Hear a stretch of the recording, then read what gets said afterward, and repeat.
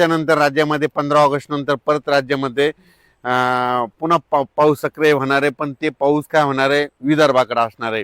विदर्भ म्हणजे कुठं, विदर्भामध्ये वर्धा, नागपूर, भंडारा, गोंदिया, चंद्रपूर, यवतमाळ, गडचिरोली तिकडल्या पट्ट्यामध्ये राहणार आहे। म्हणजे पूर्व विदर्भामध्ये ते पाऊस असणार आहे, म्हणून हा अंदाज तो सर्व शेतकऱ्यांना घ्यायचा। तसेच कोकणपट्टी, नाशिक, कोल्हापूर, त्याच्यानंतर पुणे ह्या पट्ट्यात काय होईल, आणखीन 2-3 दिवस सरी मात्र चालूच राहणार। काही काही ठिकाणी जोराचा पाऊस पडेल, 10 मिनिटाचा, 20 मिनिटाचा, अर्ध्या तासाचा असा पाऊस चालूच राहणार आहे, म्हणून हा अंदाज त्या शेतकऱ्यांना घ्यायचा। त्याच्यानंतर इकडं मराठवाड्यामध्ये परभणी, लातूर, हिंगोली, त्याच्यानंतर नांदेड, संभाजीनगर, जालना, धाराशिव, लातूर, बीड ह्या पट्ट्यामध्ये काय होणार आहे, दररोज आणखी 2-3 दिवस स्थानिक वातावरण तयार होऊन दुपारपर्यंत ऊन पडणार, लगेच अर्ध्या तासाचा 1 तासाचा जोराचा पाऊस पडणार आहे, म्हणून हा अंदाज घ्यायचा। त्याच्यानंतर उत्तर महाराष्ट्राकडे काय होईल, अशा सरी नाशिक जिल्हा, नंदुरबार, धुळे, जळगाव तिकडे देखील काय होईल, दुपारपर्यंत अशा सरी चालूच राहतील आणि त्याच्यानंतर दुपारनंतर ऊन पडल्यानंतर पुन्हा एक अर्ध्या 1 तासाचा पाऊस जोराचा पडणार, पुन्हा हा अंदाज लक्षात। खूप मोठा पाऊस पडणार नाही, फक्त काय होईल 10-20 मिनिटाचा पाऊस असणार आहे, म्हणून हा अंदाज सर्व शेतकऱ्यांना घ्यायचा। तसेच नांदेड, लातूर, धाराशिव, सोलापूर, त्याच्यानंतर सांगली, बारामती इकडे काय होईल, सरी मात्र सुरू राहतील, खूप मोठा पाऊस पडणार नाही, म्हणून हा अंदाज लक्षात। पण तरी पण काय होणार आहे, ह्या 3 दिवसामध्ये आज म्हणजे 6 ऑगस्ट, 7 ऑगस्ट आणि 8 ऑगस्टच्या दरम्यान सोलापूर जिल्हा, लातूर जिल्हा, धाराशिव जिल्हा, इकडे सांगली जिल्हा, बारामती 2, कडाष्टी, बीड ह्या परिसरामध्ये काय होईल, अर्ध्या तासाचा 1 तासाचा जोराचा पाऊस पडणार आहे, स्थानिक वातावरण तयार होऊन, म्हणून हा अंदाज लक्षात येतात। खूप मोठा नाही, पण अर्ध्या तासाचा, 20 मिनिटाचा, 10 मिनिटाचा, 5 मिनिटाचा असा पाऊस पडून जाणार आहे, म्हणून हा सर्व शेतकऱ्यांना लक्षात यायचा। सोशल मीडियामधून असं ऐकण्यात येतं की सप्टेंबर ऑक्टोबरमध्ये पाऊस कमी पडणार आहे, पण सर्व शेतकऱ्याला सांगू इच्छितो की सप्टेंबर ऑक्टोबर मध्ये परतीचा पाऊस जोराचा पडणार आहे, धुमाकूळ घालणार आहे, म्हणून हा अंदाज सर्व शेतकऱ्यांना लक्षात यायचा। त्यानंतर एक अशी बातमी आली की टेम्परेचर वाढणार, उलट टेम्परेचर वाढल्यामुळे फायदा होणार आहे। जितकं टेम्परेचर वाढेल त्यावेळेस काय होतं, उष्णता वाढते, उष्णता वाढली की हवेचे कमी दाब तयार होतात, कमी दाब तयार झाले की वारे जास्त दाबाकडून कमी दाबाकडे येत असल्यामुळं राज्यातला पाऊस वाढणार आहे। पण सर्व शेतकऱ्याला आणखीन एक सांगतो, महाराष्ट्राला 2 समुद्र आहेत, अरबी समुद्र आणि बंगालच्या खाडीचा समुद्र। अरबी समुद्रामधून जरी काही भागामध्ये पाऊस नाही पडला तर तुम्हाला सांगतो 20 सप्टेंबर नंतर काय होतं की बंगालच्या खाडीमधून पाऊस येतो, त्या शेतकऱ्याची हरभऱ्याची, ज्वारीची पेरणी करून पूर्व विदर्भात मात्र 15 ऑगस्टला मात्र अतिमुसळधार पाऊस पडणार आहे, म्हणून हा अंदाज पूर्व विदर्भातल्या 6-5-11 जिल्ह्यातल्या शेतकऱ्यांना लक्षात यायचा।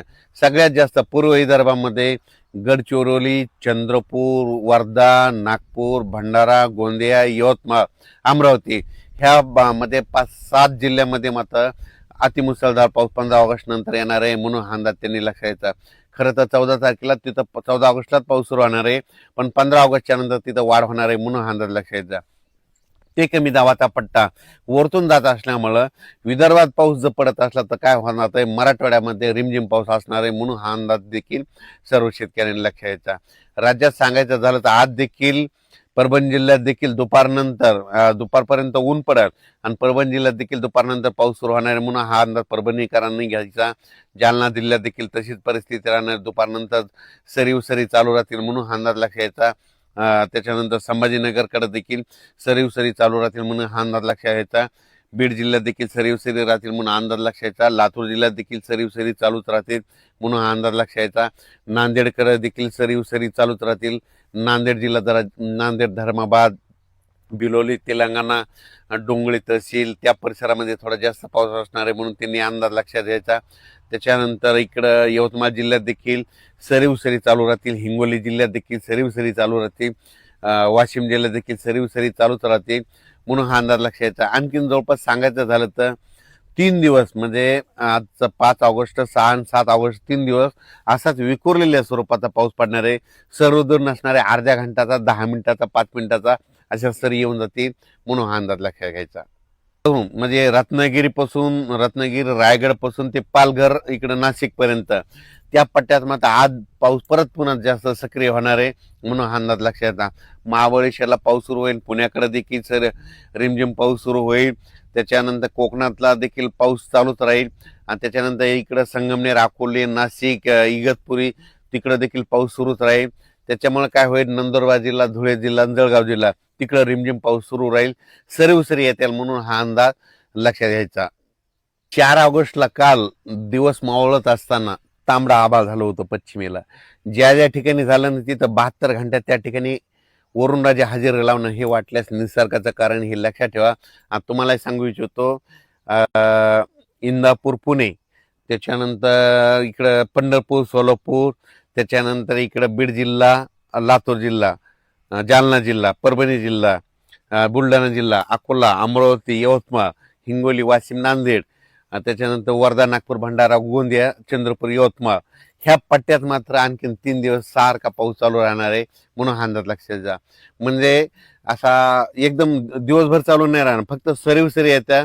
काही ठिकाणी काय होईल, कडक जास्त जिथं ज्या ठिकाणी ऊन पडत तिथं मात्र जोराचा पाऊस 1 तासाचा पडणार आहे म्हणून हा अंदाज त्या शेतकऱ्यांना लक्षात घ्यायचा. कोल्हापूरचा पाऊस मात्र ते सुरूच राहील. कर्नाटक देखील काय होईल, सरी पाऊस सुरू राहणार आहे आणि तेलंगणात देखील मात्र थोडासा जास्त पाऊस असणार आहे म्हणून तेलंगणातल्या शेतकऱ्यांनी अंदाज लक्षात घ्यायचा. तेलंगणात 15 ऑगस्टच्या नंतर जरा जास्त पाऊस असणार आहे म्हणून तेलंगणातले सर्व, छत्तीसगड त्या शेतकऱ्यांनी अंदाज लक्षात घ्यायचा. त्याच्यानंतर मध्य प्रदेशकडे एक आता कमी दाबाचा पट्टा जात असल्यामुळे मध्य प्रदेशकडे आता देखील पाऊस पडणार आहे आणि त्याच्यानंतर 15 ऑगस्टच्या नंतर तो मग खूपच पाऊस पडणार आहे म्हणून मध्य प्रदेश, खंडवा, बुरहानपूर त्या लगतच्या शेतकऱ्यांना अंदाज लक्षायचा. आणि विशेष म्हणजे मोर्शी तालुक्यामध्ये थोडाफार पाऊस कमी पडलेला आहे, तिथं आणखीन वडे नाले व्हायले नाही, तर मोर्शीच्या शेतकऱ्यासाठी आनंदाची बातमी. तिकडे